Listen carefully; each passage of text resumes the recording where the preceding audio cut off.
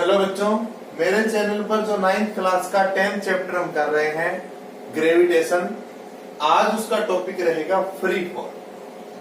अब देखो मैं इससे पहले आपको दो चैप्टर 9th क्लास के मोशन जो चैप्टर नंबर 8 है और force and laws of motion जो चैप्टर नंबर 9 है, सारे इंटेक्स्ट क्वेश्चंस और एग्जांपल्स के साथ कंप्लीट करवा चुका हूं। आप उनको करिए अच्छे से।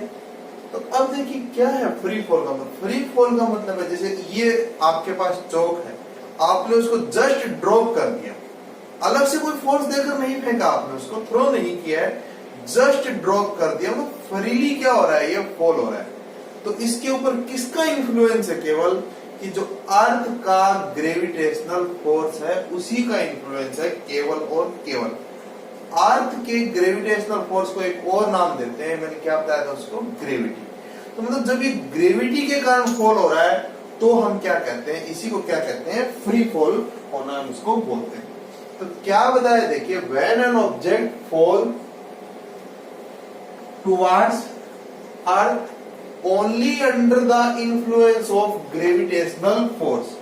क्या देखिए क्या बताया मैंने आपको कि when an object falls towards earth only under the influence of gravitational, और केवल किसके इन्फ्लुएंस में, अर्थ के ग्रेविटेशनल फोर्स के इन्फ्लुएंस में, उसी के प्रभाव में, केवल उसको हम क्या नाम देते हैं, ग्रेविटी।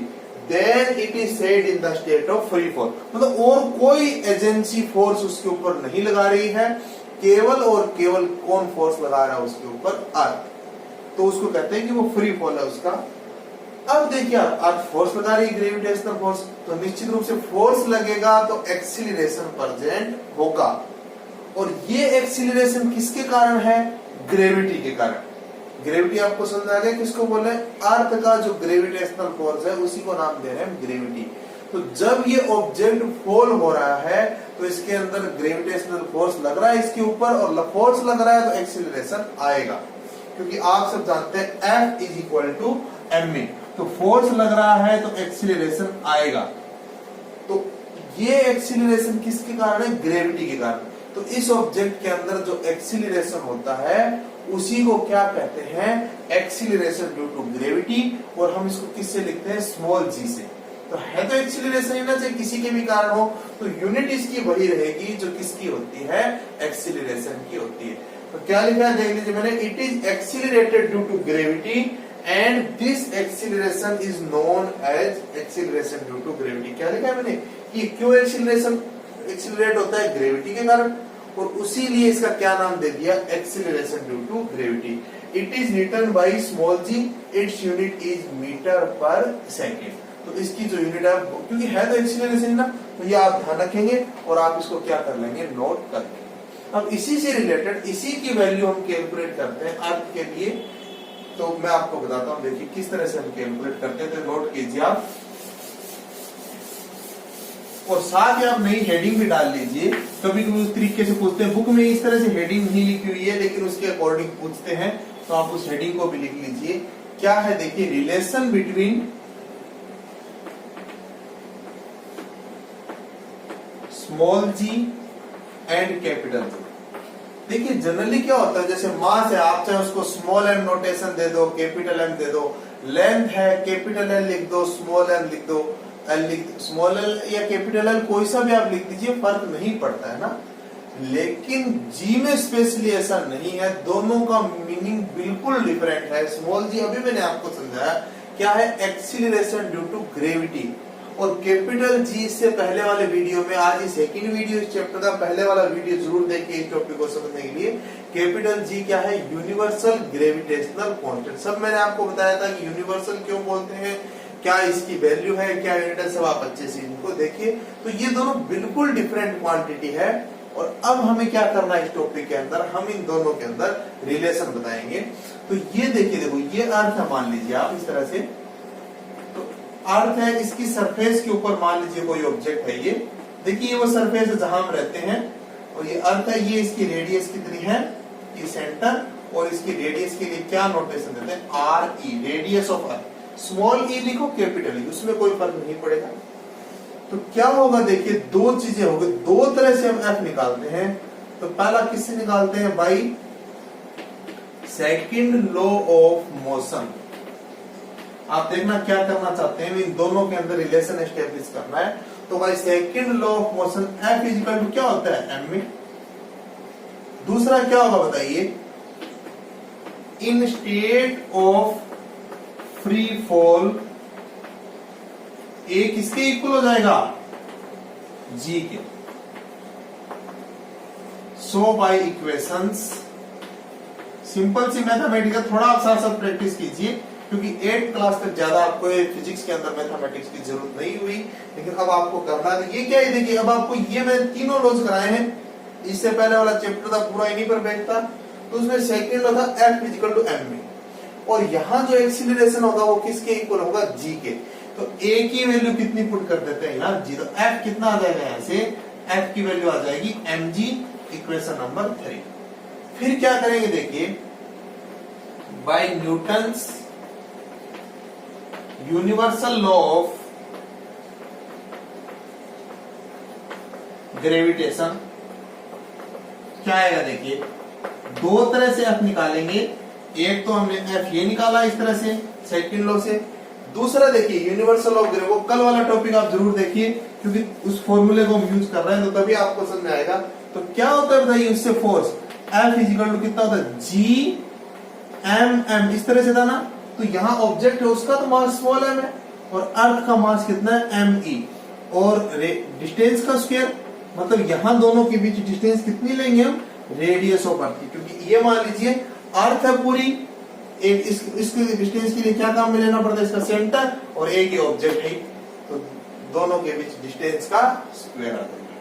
फिर से समझिए, बहुत ही सिंपल सा, वैसे एक हमने सेकंड लॉ को लगाया, एक न्यूटन का जो यूनिवर्सल लॉ ऑफ ग्रेविटेशन उसको हमने लगाया। अब एक फोर्स ये आ गया हमारे पास, एक फोर्स ये आ गया, तो क्या कर देंगे, दोनों इक्वेशंस के लेफ्ट हैंड साइड सेम है, दोनों ही फोर्स है, अलग अलग तरीके से आए हैं, तो राइट हैंड साइड भी क्या होंगे, सेम होंगे। तो कितना आ जाएगा, mg कितना आ जाएगा, Gm अपॉन RE स्क्वायर, दोनों ही फोर्स है ना, दोनों को हम एक दूसरे के क्या रख देंगे, इक्वल रख देंगे, m से m कैंसिल आउट हो जाएगा, तो स्मॉल g कितना आ जाएगा, Gme अपॉन RE स्क्वायर। तो यही क्या आ गया, इट इज रिलेशन बिटवीन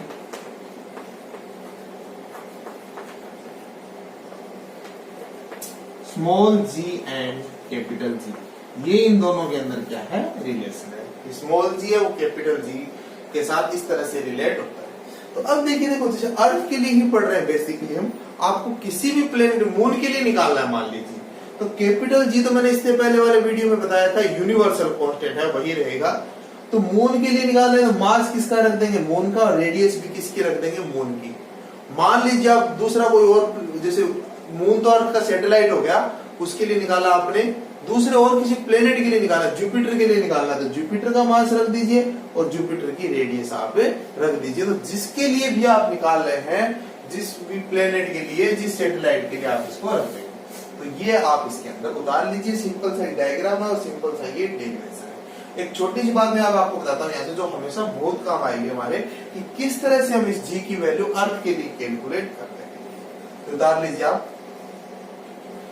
तो मैंने बताया जब भी आपको उतारना हो आप वीडियो को पॉज करके उतार सकते हैं, और नेक्स्ट हेडिंग डाल लीजिए कैलकुलेट, ऐसे लिख दीजिए calculation of value of small g। तो इसमें आप क्या लिखेंगे, g इक्वल टू G, अभी हमने किया है me अपॉन RE स्क्वायर, तो सारी वैल्यूज पुट कर देंगे। कैपिटल G तो कांस्टेंट है 6.67, या इसको राउंड ऑफ करके 6.7 भी लिख देते हैं, कल भी मैंने समझाया था, इंटू 10 raised to power -11। अर्थ का जो मास होता है वो होता है 6 इंटू 10 की पावर 24 किलोग्राम, और रेडियस ऑफ अर्थ जो होती है वो 6400 किलोमीटर होती है, या आप ऐसा कहिए, और या जो 64 लिखे तो 10 की पावर कितने लिख दीजिए 5। तो ये इस तरह से आप क्या करेंगे, इसकी कैलकुलेशन करेंगे। तो फिर सुनिए क्या किया हमने कि G की वैल्यू मैंने बताया अर्थ के लिए कैलकुलेट कर रहे हैं, मून के लिए कैलकुलेट करें तो मून का मास उसकी रेडियस, इसी के लिए भी आप कैलकुलेट इसको कर सकते हैं।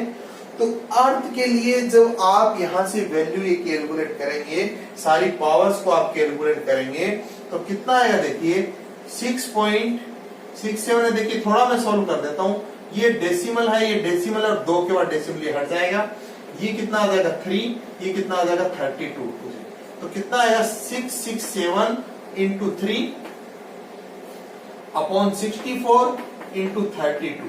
तो अब आप इनको मल्टीप्लाई करना, इनको मल्टीप्लाई मैं नहीं कर रहा हूं कि सारा टाइम उसी में चला जाएगा। फिर इधर पावर कितनी रही देखिए 24 है और ये -11 है, तो पावर रह जाएगी 13 पॉजिटिव, और ये 12 है तो कितनी रह जाएगी पावर 10। तो ये आप इसके अंदर देखेंगे, और फिर आप इसको और कर लीजिए, भले कैंसिल आउट ऑफ 5 और ये 16, तो ये सारे मल्टीप्लाई कर लीजिए, इनको मल्टीप्लाई कर लीजिए, और आप जब डिवाइड कर देंगे तो लगभग ये कितना आएगा 9.8 मीटर पर सेकंड स्क्वायर। अभी मैंने यूनिट समझाई थी। तो अर्थ के लिए वैल्यू ये होती है किसकी, स्मॉल जी की 9.8 मीटर पर सेकंड स्क्वायर। तो आप बहुत बार करेंगे तो स्मॉल जी की वैल्यू आपको याद हो जाएगी, कैपिटल जी की वैल्यू जैसे मैंने बताया ये भी आपको ऐसे याद हो जाएगी 6.67 into 10 raised to power -11 newton into metre square per kilogram square में समझाया था। अर्थ का मास और अर्थ की रेडियस आपको याद रखने की जरूरत नहीं है, तो आप अच्छे से कीजिए, और साथ साथ आपको करेंगे तो आपको बहुत ही टॉपिक इजी लगेंगे।